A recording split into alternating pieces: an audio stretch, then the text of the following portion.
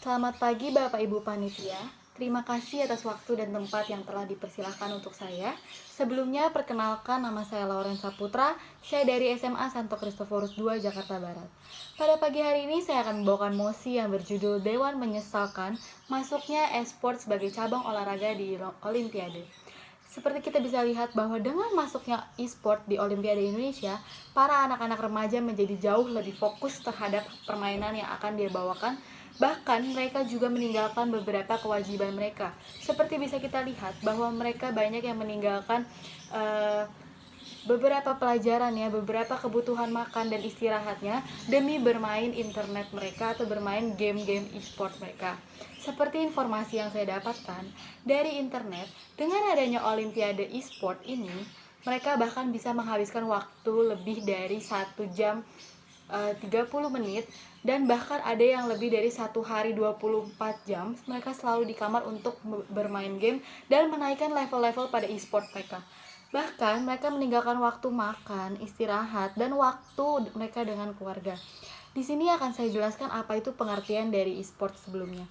Pengertian dari permainan e-sport adalah permainan jenis game yang dapat dikategorikan sebagai olahraga berupa permainan daring, yaitu PUBG, Dota, Mobile Legends, atau bisa kita lihat bahwa banyak game-game internet daring dari luar yang sekarang mulai masuk ke Indonesia dan mulai mengacaukan kegiatan-kegiatan para remaja hingga adanya anak kecil yang bermain game tersebut.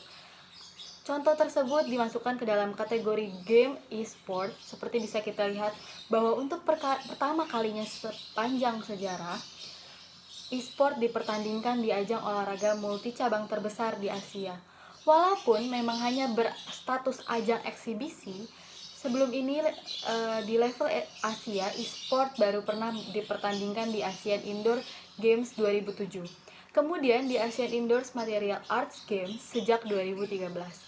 Setelah hanya menjadi ajang eksibisi di Asian Games 2018, e-sport rencananya akan benar-benar dipertandingkan untuk memperebutkan medali pada Asian Games yang mendapatkan hadiah lebih besar dari olahraga-olahraga lainnya.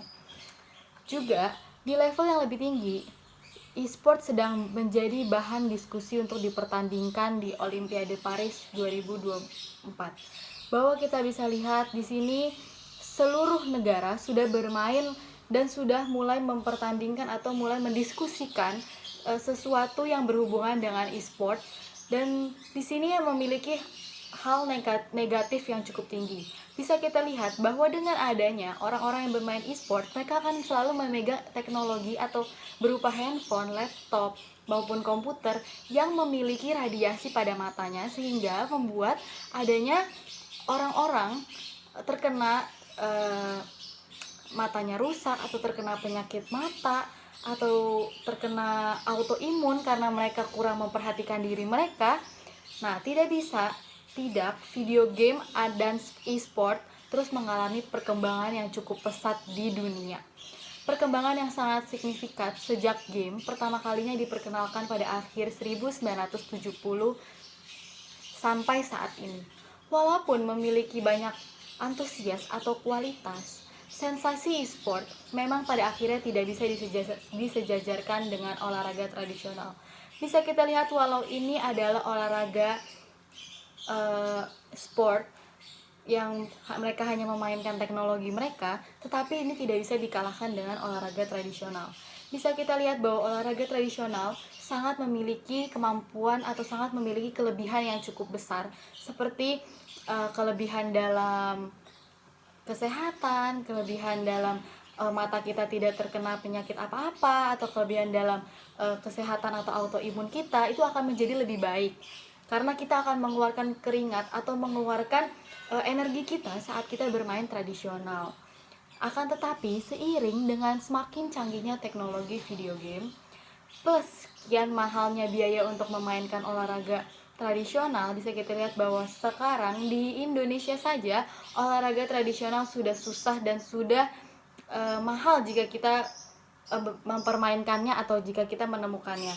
Pasti anak-anak remaja akan lebih memilih memain e-sport daripada memilih main olahraga tradisional, karena yang mereka pikirkan mereka malu dengan teman-temannya yang akan diejek. Masa zaman sekarang mereka masih bermain dengan permainan tradisional seperti itu.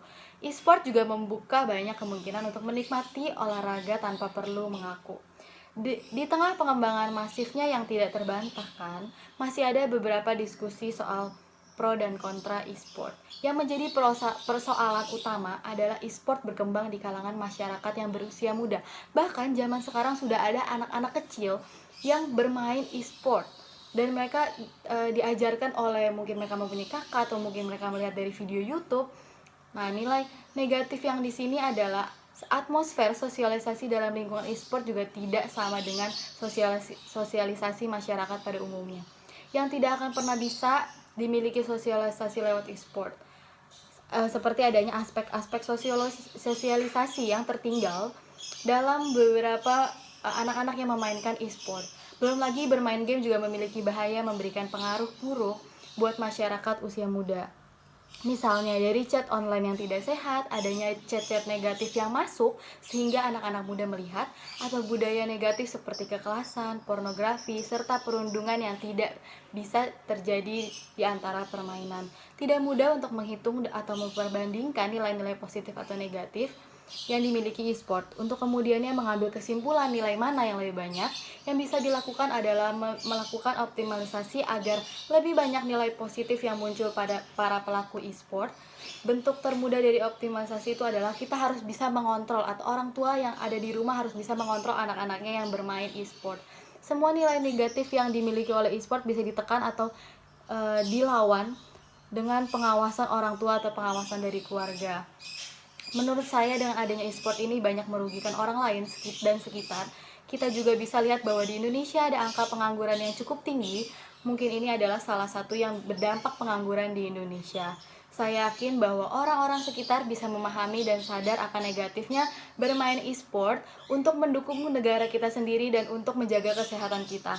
Sekian argumen dari saya. Pohon jati berjajar di tepian, di tengah-tengahnya sudah bersih. Dari saya cukup sekian, kurang lebihnya terima kasih.